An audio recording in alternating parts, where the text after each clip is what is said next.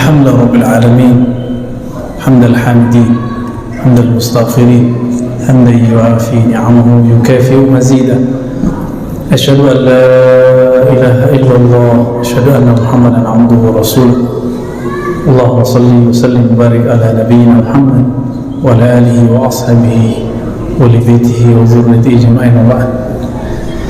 Baik, langsung tanya jawab aja ya. Ini kalau saya nggak bisa jawab nanti Ustaz Alnof yang jawab. Jangan jawab-jawab Ustaz.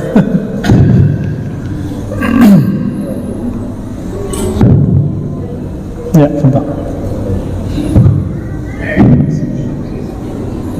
Assalamualaikum warahmatullahi wabarakatuh.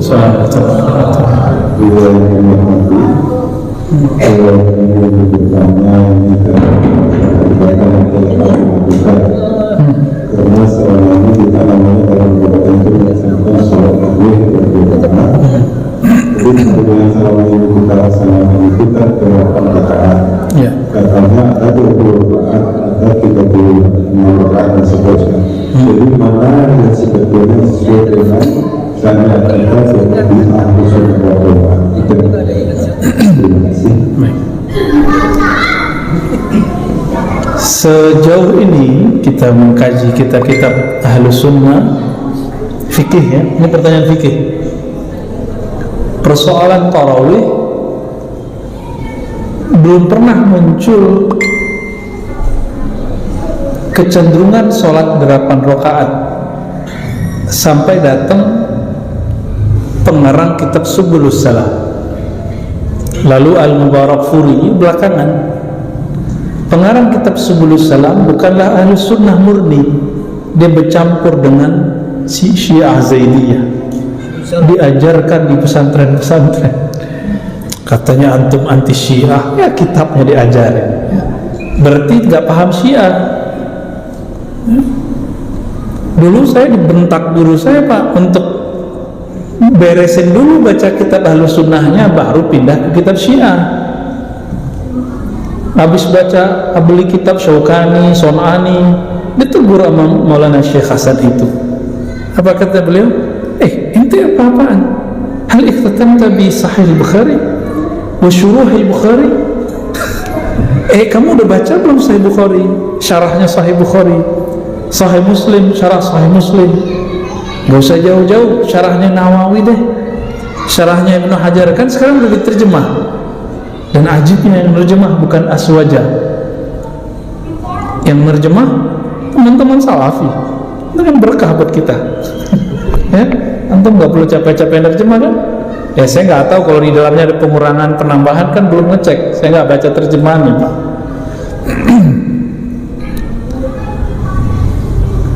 Nggak ketemu. Coba antum kalau ketemu hadis pasti hadis palsu bahwa Nabi sholat 8 rakaat di bulan Ramadan, ya nggak ketemu. Itu kalau secara fikih kan begitu gayanya, kasar Pak. Ya bahasanya begitu, nggak ada, ya udah selesai. Makanya sampai hari ini yang bertahan di Haramain Makkah dan Madinah cuma 20 rakaat. Itulah amal Sayyidina Umar. Di zaman Amirul Mukminin Umar bin Abdul Aziz dia tambah. Nah ini yang kemudian dipakai oleh Imam Malik dulu 30-an, 36. Ini menunjukkan bahwa tidak ada angka pasti batasan dari tarawih. Jadi sebenarnya boleh nggak 8? Ya boleh aja. Cuma masalahnya Ahlus Sunnah nggak ada yang begitu aslinya. Setelah nyusup Zaidiyah, kemudian kelompok-kelompok Asyariyah yang udah gabung macam-macam, nggak jelas mazhabnya, mazhab gado-gado, muncullah sholat 8 rakaat, 11 rakaat itu. Dan yang paling aneh, Syekh Albani rahmatullah alaih, ini kita masih doain dia loh, tanda kalau kita nggak benci dia ya. Apa katanya? Dalil sholat tarawih itu adalah Nabi, kata Sayyidah Aisyah, sholat malam Ramadan itu 11 rakaat, begitu juga di luar Ramadan. Hadisnya kan sahih. Ini kita pernah bahas 2 tahun yang lalu. 11 rakaat, 11 rakaat yang nama Nabi tidak tambah di Ramadan, tidak tambah di Ramadan, itu sholat apa ya? Ada nggak sholat tarawih di bulan luar Ramadan? Jadi dalilnya dia itu bukanlah dalil dia. Dalil dia bukan untuk memperkuat dia, justru untuk meruntuhkan apa yang dia sedang bangun. Dan yang paling lucu, Syekh Albani mengatakan bid'ah sholat tarawih lebih dari 11. Bid'ahnya itu parah, ya. Bagi dia itu bid'ah yang besar. Padahal dalil yang dia pakai apa? Hadis sholat apa yang 11 rakaat di bulan Ramadan? Ada nggak tarawih bulan ini? Nggak ada. Nabi sholat tarawih, sholat malam 11 rakaat di bulan Ramadan. Wa fi ghairihi, di luar bulan Ramadan. Itu sholat apa? Sholat witir. Saya jawabnya pakai hadis-hadis aja ya. Nah, kalau pakai fikih nanti jadi keras lagi. Nah, ini hitam putihnya di sini. Aisyah melihat itu di mana beliau sholat? Di rumah apa di masjid? Yang 11 itu? Di rumah. Di rumah. Berarti bukan sholat tarawih yang dimaksud itu. Jadi udah dhaif. Dalilnya sahih, pendalilannya yang tidak sahih, dan banyak terjadi. Ya.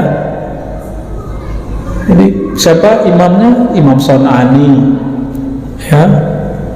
Terus muncul Syekh Mubarakpuri dari India. Ini kelompok Asy'ariyah namanya. Kelompok Asy'ariyah itu Salafi tidak, Hanafi tidak. Jadi gaduh-gaduh.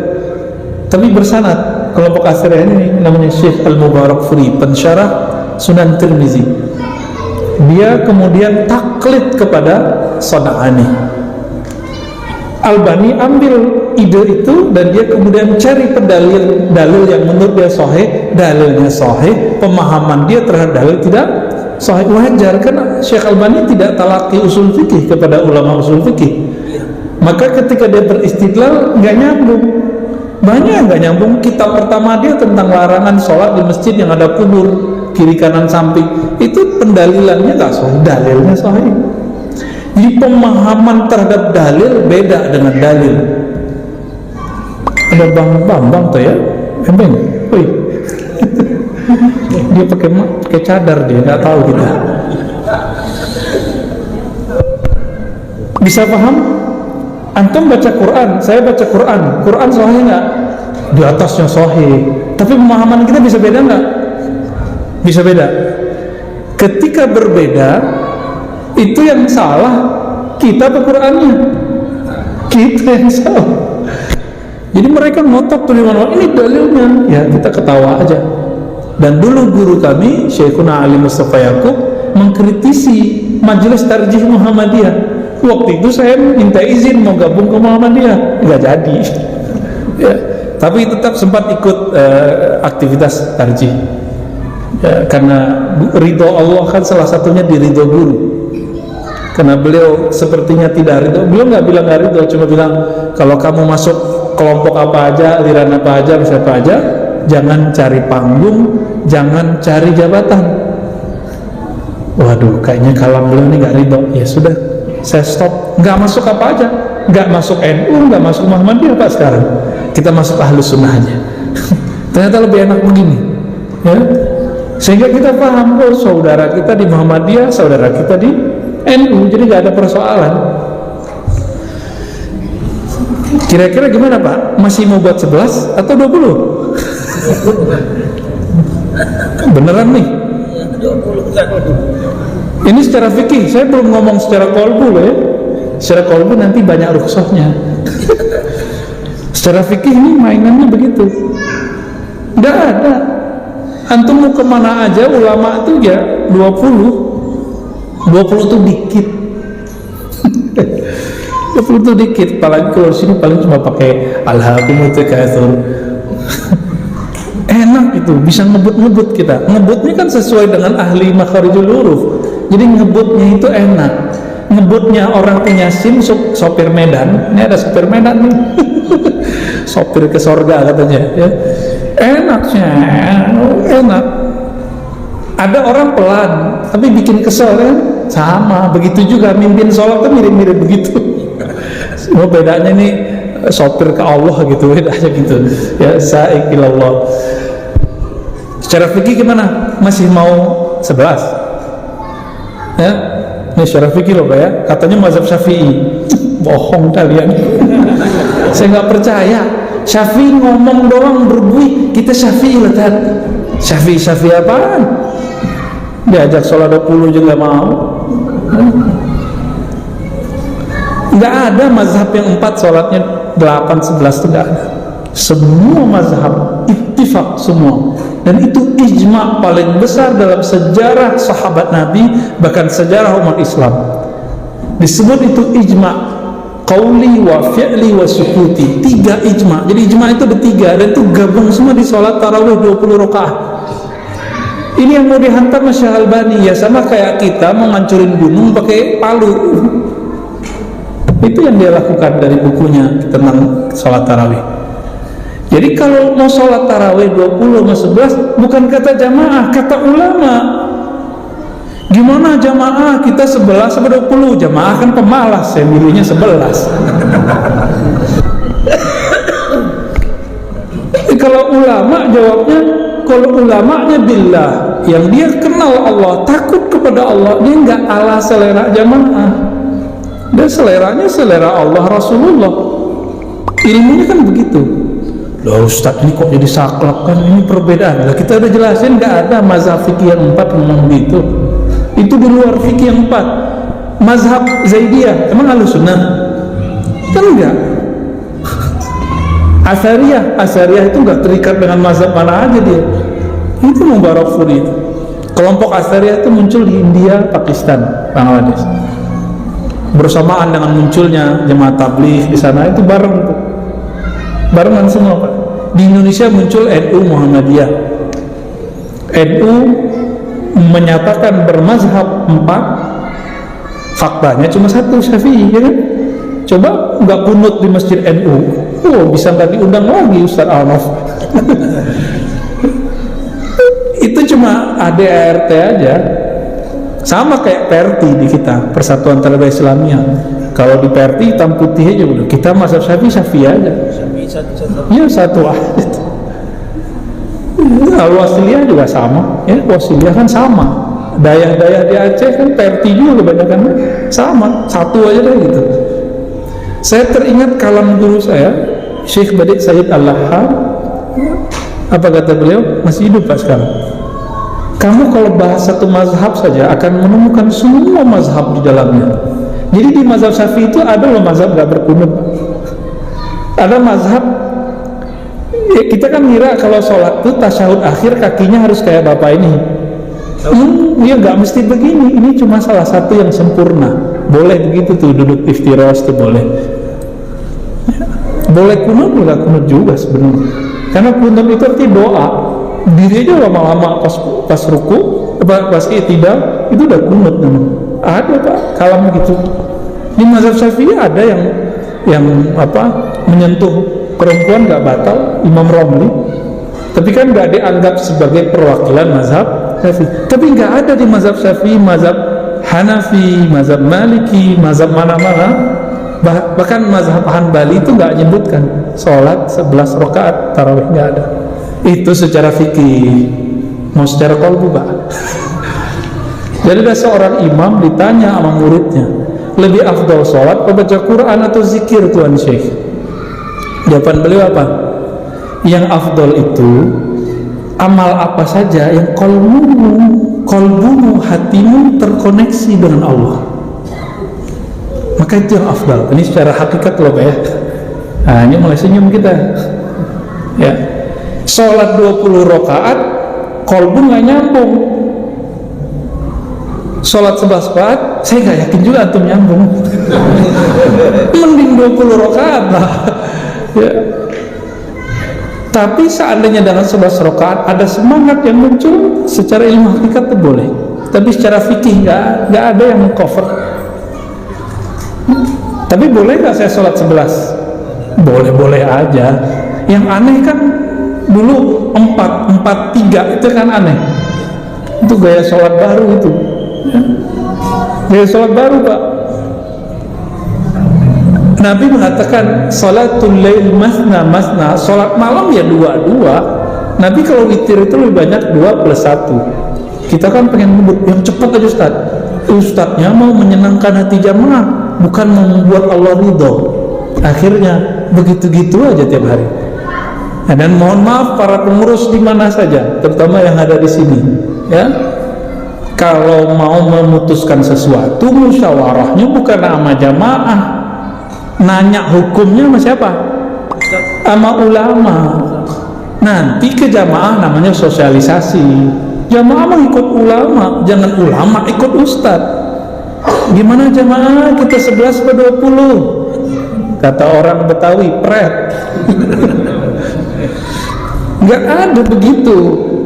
Ya, kalau antum tetap berpegang teguh dengan model begitu, tanggung jawab aja nanti di hadapan Allah. Jadi berdalil dengan selera. Ya kan? Karena jangan sampai kita masuk ke ayat itu, afara'aita man ittakhadha ilahahu hawa. Ya. Apakah engkau lihat orang menjadikan ilahnya, Tuhannya adalah hawanya? Jangan sampai. Sholat pakai nafsu. Nafsu kita lagi pengennya 11 aja deh gitu. Sama yang bikin 20 juga jangan nafsu.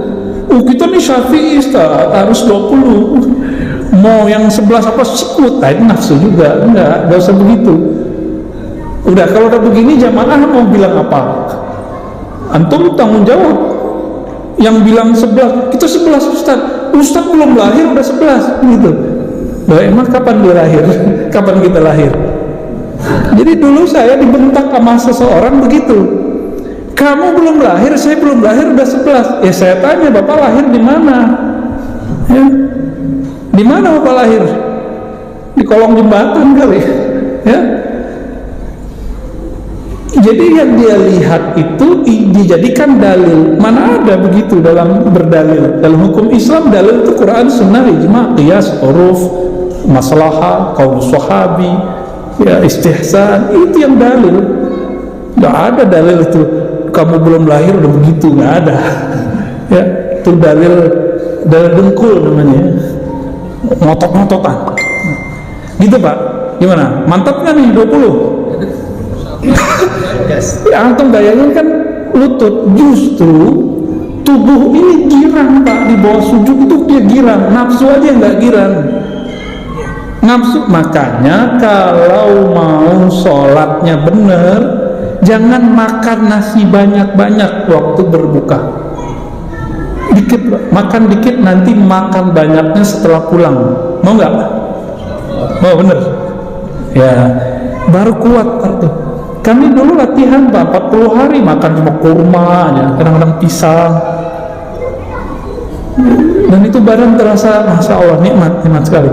Dan saya merasa 20 itu dikit loh Pak ya. Mulai malam ini coba latihan sholat witir 11 rakaat tiap malam, sebelum tidur atau sebelum subuh. Latihan aja. Kalau antum tiap malam sholat witir, kan sepertiga malam terakhir itu mulai jam 1:30 lebih kurang. Tiap malam kita sholat witir pasti dapat Lailatul Qadar nanti. Pasti dapat.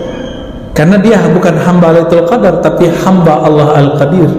Dia sholat aja, mau nggak Lailatul Qadar dia sholat, mau Lailatul Qadar dia sholat. Gitu Pak ya. Wah kayaknya rame ntar jamaahnya. Bisa dibully nih ntar nih. Ayo, apa lagi? Saya boleh tanya saya kan? Iya, silakan. Ada kalau kita Ar-Ridwa'u Sayyidul Ahkam. Ar-Ridwa'u Sayyidul Ahkam. Apakah ini hadis Nabi ataukah sahabat, tabi'in ataukah para ulama saja? Ya, ada kalam ridho adalah Sayyidul Ahkam, adalah penghulunya hukum. Itu hikmah, hikam kali ya. Ar-Ridwa'u Sayyidul Ahkam. Itu bukan hadis, itu kalam ulama. Ya, beres. Nggak ketemu Pak di Sahih Bukhari, Muslim itu nggak ketemu. Ya, silakan. Assalamualaikum. Bagaimana Pak hukumnya ada sholat yang ada jarak-jarak? Ya. Sholat itu wajib. Jadi sebenarnya tumak ninah itu artinya bukan gerakan yang tenang. Tumak ninah itu ketenangan di hati. Itu bagi saya rukun. Jadi kalau kita baca matan takrib, itu rukun lebih dari 13 itu kan setelah diruksoh buat kita ya oleh ulama mutaakhirin ya, jadinya 13 itu ada namanya tumak ninah. Ketenangan itu muncul kalau nggak ada was-was, maka secara hukum zahir mesti kita rapat. Tapi karena ada was-was virus, daripada sholatnya kemudian gak ingat Allah, ingat kaki mulu. Kalau dulu orang ngejar-ngejar kaki pak, ini korban nih semua nih, yang senyum nih korban nih. Sekarang orang pada menjauh dari kaki, ya kan? Dia juga orangnya. Ini gimana? Ad-darurat tubihul mahzurat. Itu dalil paling pamungkas. Karena darurat boleh. Nah itu versi MUI ulama. Kalau versi saya sederhana, ya, versinya sederhana. Rapat saf itu rukun atau sunat? Masuk gak ke rukun? Gak masuk. Makanya sawu sufukum wa'tadilu, fa inna taswiyat as-sufuf min tamamis salat. Rapatkan saf, luruskan, karena itu bagian dari kesempurnaan, berarti bukan dari kewajiban. Disitulah ulama kita kemudian membolehkan merapatkan jika di musim-musim zona merah. Ini Pekanbaru nih zona apa nih? Zona gado-gado ya, pelangi. Ini dari sini kuning, hijau gitu. Ntar di luar dikit merah gitu ya. Gitu pak ya. Jadi nggak usah khawatir. Bapak kalau masuk ke masjid yang begitu, nggak usah nyari-nyari kaki orang. Nanti begini pak sholat di antara kakinya ya. Kasihan. Dulu aja udah kasihan kan. Ya, tafadhal. Ada lagi? Ya, tafadhal. Salah takdir. Takdir. Apakah kita ini ditakdirkan? Para ustaz sebelum kita takdirkan yang ditulis dalam mahfuz misalnya. Oke. Jadi apakah memang sudah tertulis dalam mahfuz itu? Misalnya di surga atau di neraka? Kalau ada dua buku misalnya, kalau kamu menjalani dengan surga, kamu memilih dari neraka, dan itu pun kan atas kehendak Allah, Ustaz. Iya. Yang saya kenal Ustaz. Pakai hadis Muslim aja ya, hadis Bukhari. Itu ada di Arba'in juga. Jadi Nabi bersabda, "Fawalladzi nafsi biyadihi, fawallahi alladzi la ilaha ghairuh." Demi Allah yang tiada yang disembah selainnya. Inna ahadakum la ya'mal bi amali ahli jannah. Kamu ini ada yang soleh seperti ahli surga. Antara dia dan surga cuma satu jengkal. Fayasbiqu alaihi kitab. Tapi ketentuan telah dahulu tertulis. Faya'mal bi amali ahli nar fayadkhuluha. Lalu dia beramal dengan amal ahli neraka dan mati dalam keadaan itu, mati masuk neraka. Hadis ini ditentang oleh kelompok Mu'tazilah. Itu sebabnya mereka tidak percaya kepada rukun ke-6, takdir baik dan buruk. Takdir ini kan Allah menyuruh nulisnya ke siapa? Ke Al-Qalam. Apa kata Nabi? Awwalu ma khalaqallahu al-qalam. Yang pertama Allah ciptakan di bawah aras, maksudnya itu adalah Al-Qalam. Kolam, bukan kolam bahasa Minang pak. Kolam bahasa Minang apa? Iya. Bukan, kolam bahasa Minang gelap. Kolam ada lagi tak? Iya. Bukan itu. Al-Qalam ini nanya. Jadi di riwayat itu disebutkan uktubi, nulislah wahai qalam. Lalu dia nanya, saya nulis apa ya Allah? Masih nanya aja deh. Ya? Maka Allah kata, uktub bismillahirrahmanirrahim. Uktub bismillah. Dia bertanya begitu. Menurut ulama-ulama ahli qalbu, ahli hakikat, itu pertanyaannya membuat dia punya dua cabang di kepalanya. Satu cabang baik, satu cabang buruk. Walau alam, itu penjelasan ilmu hakikatnya. Tapi saya nggak ketemu riwayatnya. Maka ketika takdir ditulis, itu sudah ada dua pasang, satu baik, satu buruk. Lalu manusia diberikan satu chip di dalam dirinya bernama kasab. Dalilnya apa? Laha ma kasabat wa alaiha maktasabat. Itu dalilnya. Itu sebabnya Imamuna Abul Hasan Al-Asy'ari menyebut inilah kesadaran hakiki manusia, memilih. Tapi memilih dalam bahasa Imam Maturidi disebut ikhtiar, oleh Imam Asy'ari disebut kasab. Barangnya sama, istilahnya yang beda. Kasab. Kasab itu usaha. Saya minum air di depan ini ternyata khamar, saya nggak tahu, berarti saya nggak ada kasab. Makanya orang nggak jahil, orang yang nggak ngerti itu nggak kena hukum karena dia nggak punya kasab. Sekarang saya tahu nih di depan ada khamar, saya minum baru kena. Laha ma kasabat wa alaiha, ini alaihanya nih, maka dia harus tanggung jawab terhadap apa yang dia usahakan. Gitu. Dan yang jarang dibahas orang, takdir itu ke sifat Allah, sifat mana? Wujud, kidam, bako, atau yang mana? Ilmun, hayat. Orang jarang bahas kan? Jarang bahas, Pak. Jadi ternyata takdir itu adalah buah daripada kudroh dan iradah dua. Apa arti kudroh? Kudrot, iradat, itu orang kita nyebutnya. Kudroh, kekuasaan Allah. Iradah, kehendak Allah. Kudrah iradah Allah ini berlaku secara umum. Tapi al-qalam di mana? Al-qalam itu kan di Sidratul Muntaha. Di atas Sidratul Muntaha takdir nggak berlaku. Kudrah iradah Allah itu berlakunya ke bawah. Di atas itu bernama Arash. Ar-Rahman al-Arsy istawa. Ini yang disebut sifat jaiz. Allah sifat jaiznya adalah sifat rahmannya, sifat rahmah. Jadi Allah itu punya sifat yang bukan kudrah, bukan iradah. Kalau pakai kudrah iradah, orang milih yang baik dia jadi baik, orang milih buruk dia jadi buruk. Tapi kalau pakai rahmannya Allah, itu tadi yang ridho. Jadi kita tadi ngaji bab ridho itu bukan ngaji takdir, itu ngaji yang di atasnya takdir.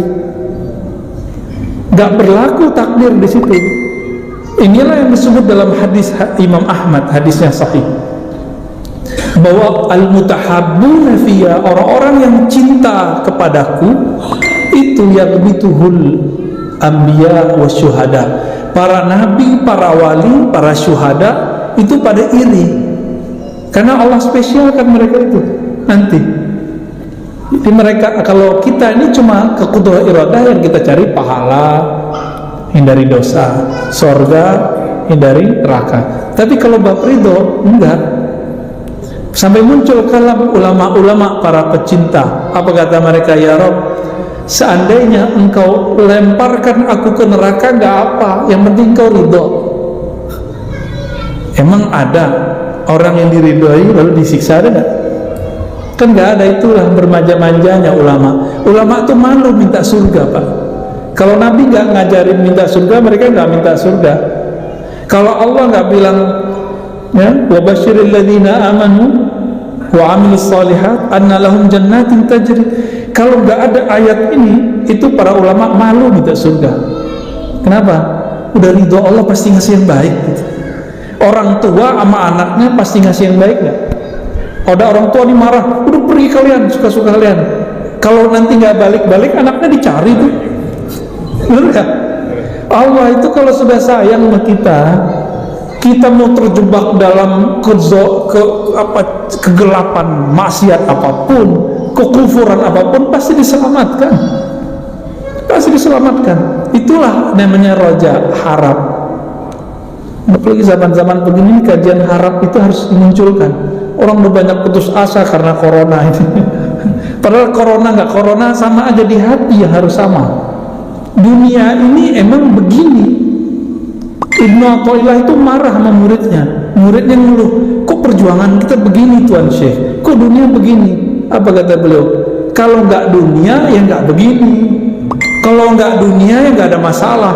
Kalau nggak dunia, nggak akan ada pergesekan antara ulama-ulama, ustadz-ustadz, teman dengan teman, mursyid dengan mursyid.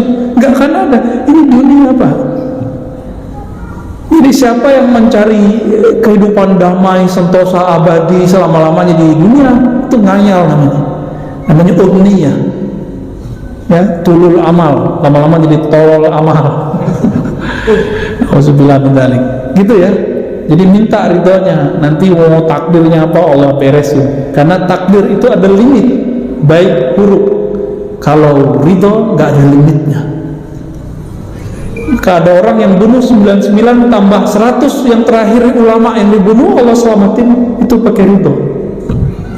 Pakai ridho, Pak. Ini yang disebut hak jaiznya Allah. Belajar sifat 20, orang fokus di sifat yang 20, lupa dengan sifat 21. Jaiz. Oh, jaiz itu nanti bisa hujan bisa enggak. Itu malah kudroh iradah, itu salah. Contohnya itu keliru. Tapi di kitab-kitab ketulisnya begitu. Ya wajar, karena kemampuan ulama ini kan juga beda masing-masing mereka. Ya, ini yang jaiz. Jadi jaiz itu adalah rahmaniyatuhul lati la haddalaha. Kasih sayang Allah yang tiada batas. Nah, ini yang mau kita harap, yang ini, Pak. Tapi kalau bermakrifat kepada Allah, ya mulainya dari sifat 20. Biar rasa takut muncul, biar harap muncul, belajarlah sifat jaiz. Ya. Jadi kenapa orang sudah belajar sifat 20 masih kaku? Ya karena nggak paham sifat jaiz yang 21. Coba aja untuk lihat. Datang ke beberapa pesantren, itu ada kiai ngajar sifat 20 kaku, ganas-ganas gitu. Pernah ketemu ya? Atau nggak pernah belajar jadi nggak ketemu? Kayaknya yang kedua sih ya. Ya lanjut. Apalagi? Khalas? Oh terakhir deh. Enggak, udah. Ya kita mau majelis Sahih Bukhari ya, majelis Sunnah Mustafa.